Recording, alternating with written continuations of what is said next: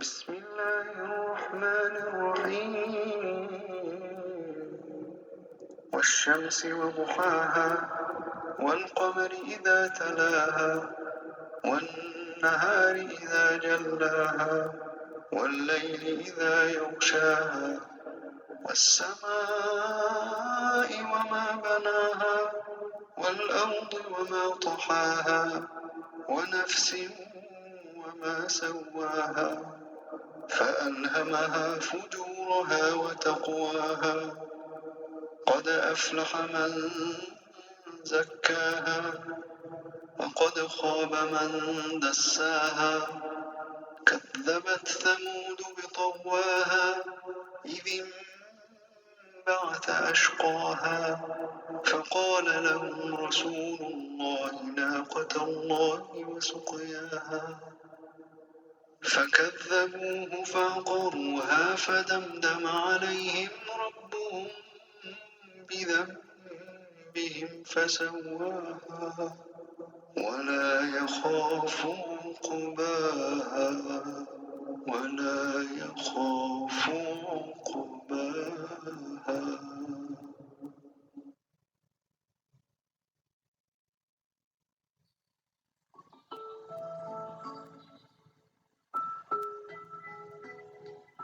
Reflection on Surah Shams.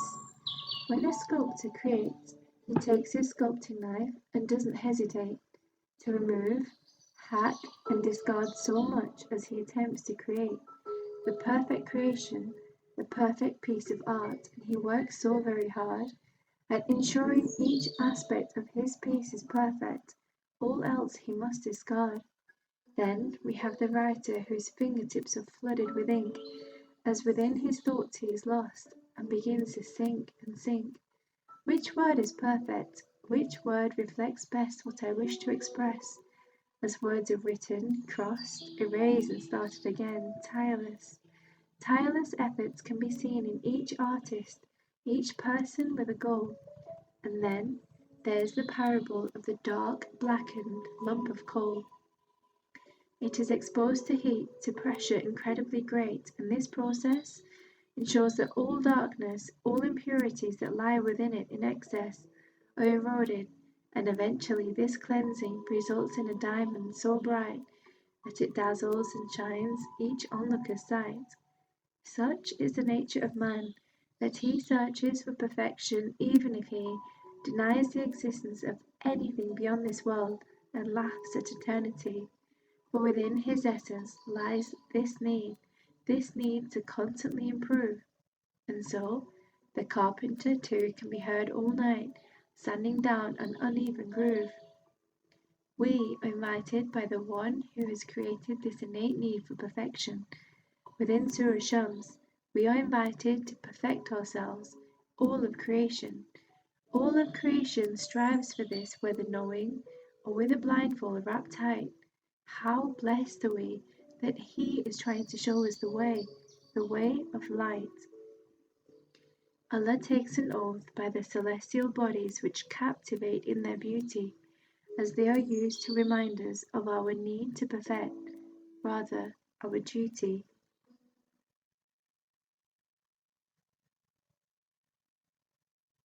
بسم الله الرحمن الرحيم والشمس وضحاها. Allah says, by the sun and its brightness, and indeed, it shines upon every plant, flower, animal, and humans of all creed, as the shimmering sun rays peer through the trees and glisten. On and on let us read, let us listen and listen. والقمر إذا تلاها. And by the moon when it follows it, and how beautiful the light, that it fills the entire darkness and awakens our sight. These are contrasts, two forces of opposition. When there's one, the other cannot be, as the sun shines when the moon has gone. والنهار إذا جلاها والليل إذا يغشاها. And by the day when it displays the sun's glory, by the night as it conceals it. See how Allah is showing us these contrasting forces so that we reflect upon them. For where one is, the other disappears, rushed. The days when man is busy in toil, the night when even voices are hushed. والسماء وما بناها والأرض وما طحاها. And by the sky and he who constructed it, and by the earth and he who spread it. Here lie signs that my Lord has made entirely clear. For he takes an oath not only by the contrasting wonders of sky and earth, but also himself, as he did indeed construct the sky and spread the earth where fields of crops grow. And now we come to us and what lies within each and every man who upon this earth has or will ever travel, as the following verses move to man, and the importance of man's perfection does unravel. But before we move to this, let us take a moment to realize that Allah has taken an oath from heavenly bodies, the earth and the skies, and given them to us as a parable to show where the sun shines, the moon doesn't glow, where the day arises, night cannot be, just as we either have a soul corrupt or light and free. Where one celestial being is, the other cannot be, and such is our nature that we need to ensure that we improve and improve until we remove imperfections entirely. ونفس وما سواها فألهمها فجورها وتقواها. And by the soul and he who proportioned it. See, it is Allah who has gifted us with a soul in the beginning, and inspired it with discernment of its wickedness and its righteousness. Therefore sinning and good deeds both are made apparent to us, and are choices that we make and choose, and ultimately through these daily choices we will either win or lose.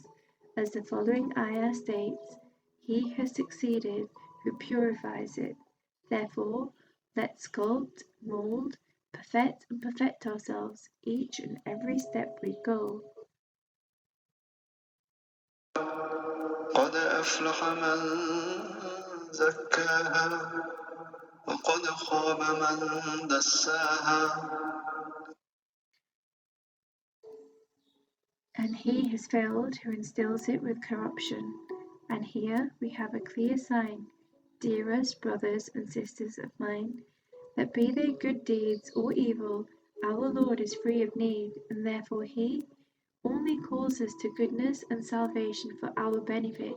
Such is his mercy.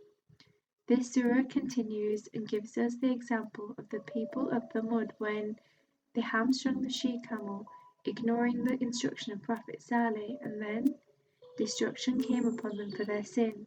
And this is a warning to us all that we must strive for our perfection. Answer this invitation that does so beautifully call. كذبت ثمود بطغواها إذ انبعث أشقاها فقال لهم رسول الله ناقة الله وسقياها فكذبوه فعقروها فدمدم عليهم ربهم بذنبهم فسواها ولا يخاف عقباها ولا يخاف